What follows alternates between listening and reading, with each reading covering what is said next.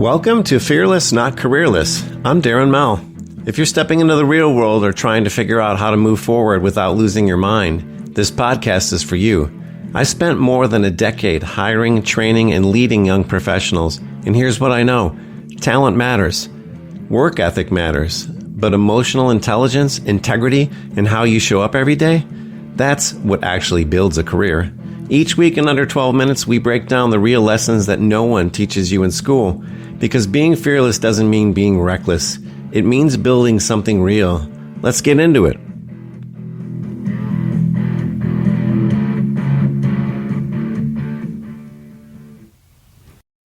Hi, welcome back to another episode of Fearless, Not Careerless. What I wanted to talk about on this one, again, is Darren Mel, people leader for the past 20 years and average human being, and a leader that specifically has for a very long time hired recent college graduates, young professionals into careers and watched them grow it over the last 10 years.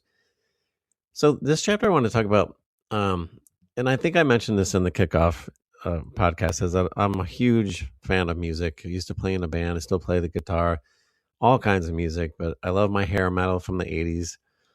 But I also love, my daughter loves AJR. I love jazz. I love blues. I listen to just about anything. But, you know, one of the songs that popped into my head was Once in a Lifetime by the 80s. I guess you would call them alternative music back then, was the Talking Heads.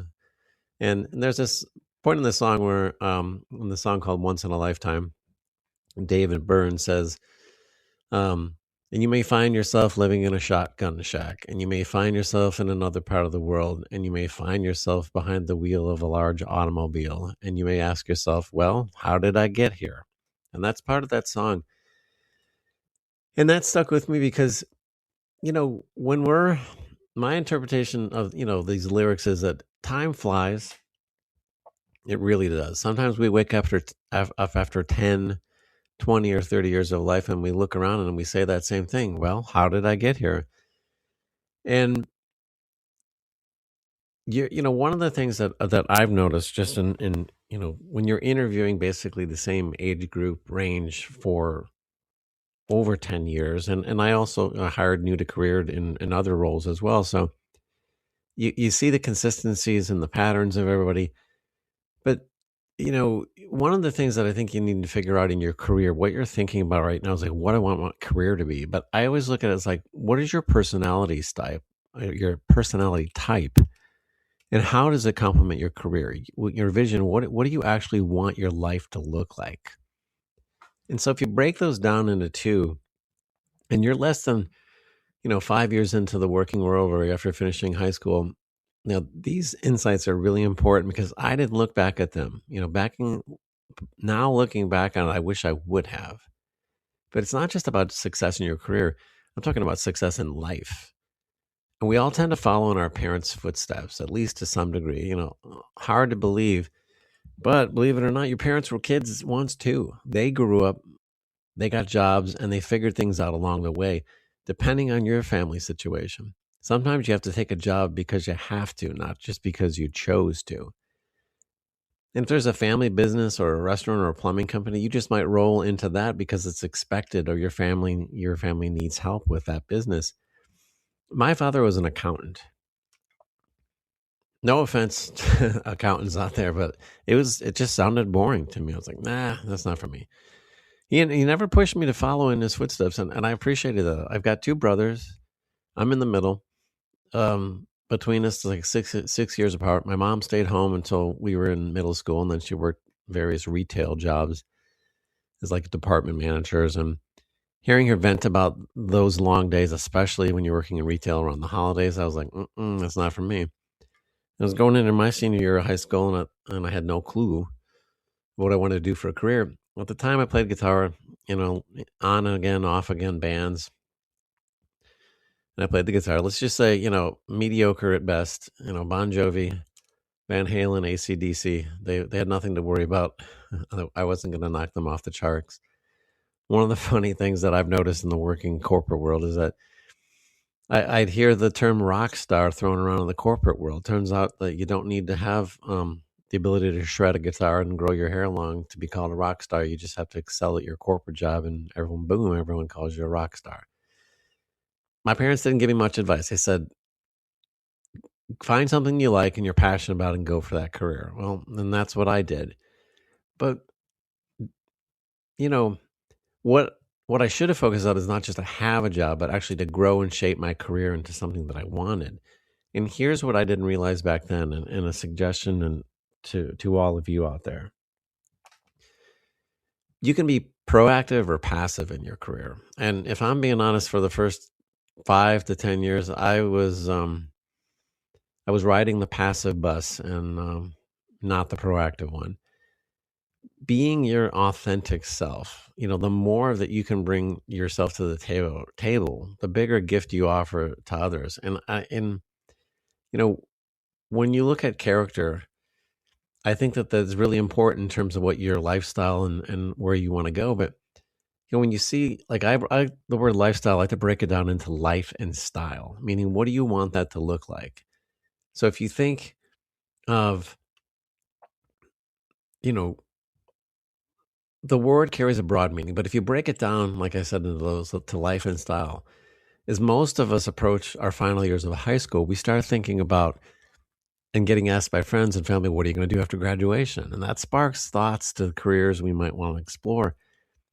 Let's be real, the college isn't for everyone, and that's okay. You don't want to end up like George Costanza from Seinfeld living at his parents' house in your late 30s. But, my career path led me to sales, and not everybody gets that way. But, over the 10 and a half years I was in the role hiring young professionals, people had degrees from chemistry, history, economics, psychology, forensic science, criminal justice, creative writing, and now they're in sales. It's not saying that we made a decision, but if you can, college majors vary widely in what they teach. Yet, you know, that's what talking about lifestyle. Like, ask yourself some of these questions. When you think about your career and where you want to go. One, do you like the finer things in life, meaning the bigger ticket items? You got to take that in consideration. Where do you want to live? City, state, urban, suburban, rural. Are you planning on getting married or having a committed partner? Those cost money too.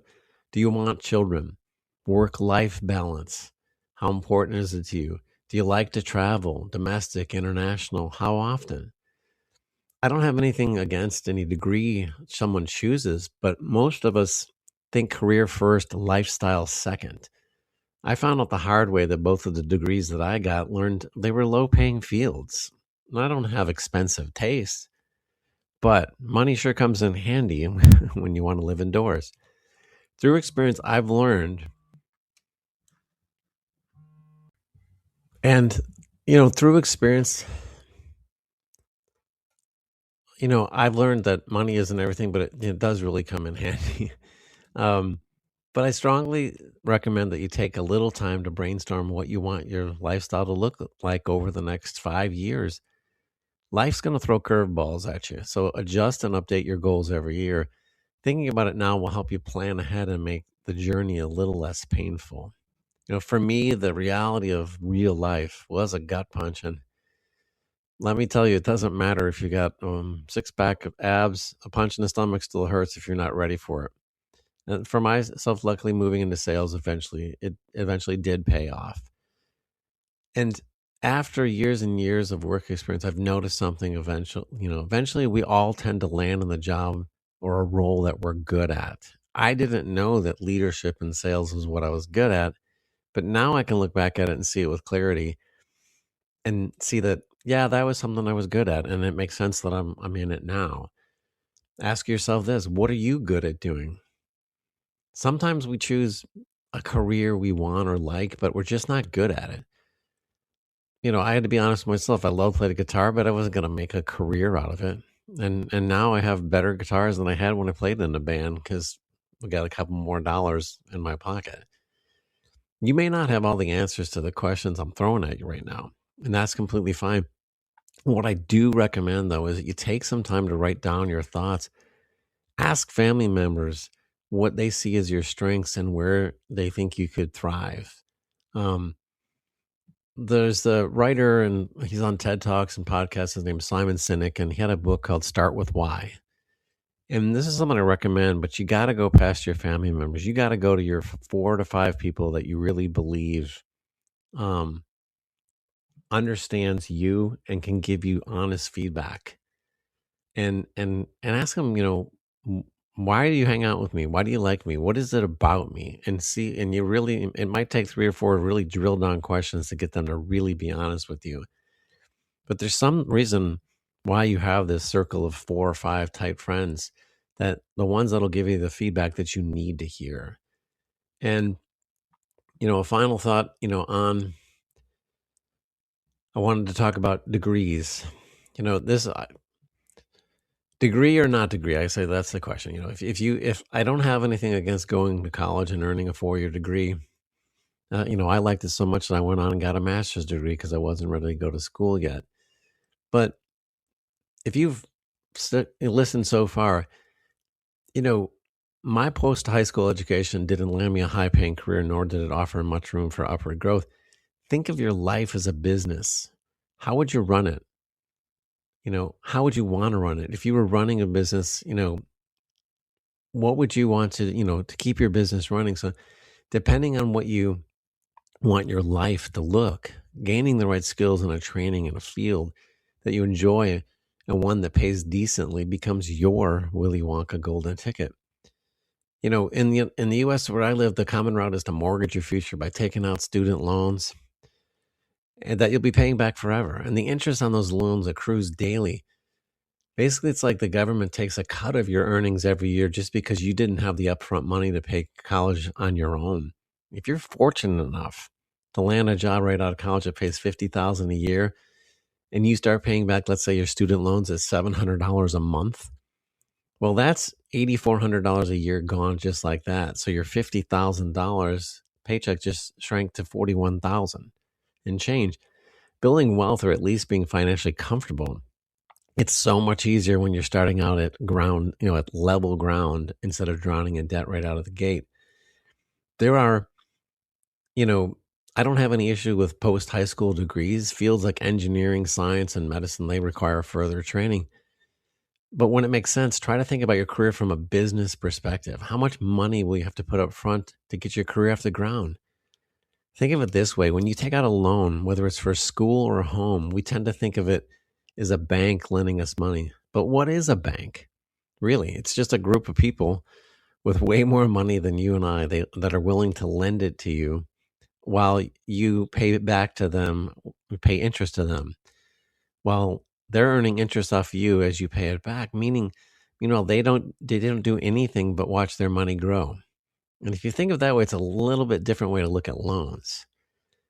Thinking about loans and interest this way might make you think twice about handing over your hard-earned money to someone who already has plenty of it, just because you fully didn't think it through. There are other ways to build your career while keeping yourself on the plus side of the money equation. And my suggestion to you is take some time to do some real introspective thinking about where you're at in life right now. Time's going to pass regardless. And if you don't want to be left drifting in whatever direction the wind takes you, my recommendation is make your own weather. Propel yourself in the direction that best suits your goals and your personality. That's all for today. Would love to hear what you have to say. Feel free to put comments in there and like and subscribe if you want to hear more of this content. My name is Darren Mell, Average Human Being. Have a great day.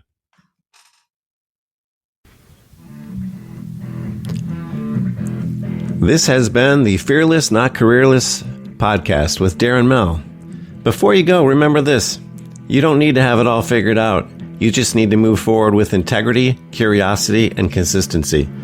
If this episode helped you, share it with someone who's building their career too. And if you want more practical insight on leadership, growth, and staying grounded while you rise, subscribe here on Substack, Spotify, or Apple Podcasts, or anywhere podcasts are welcome. Until next time, be fearless, not careerless. See you next week.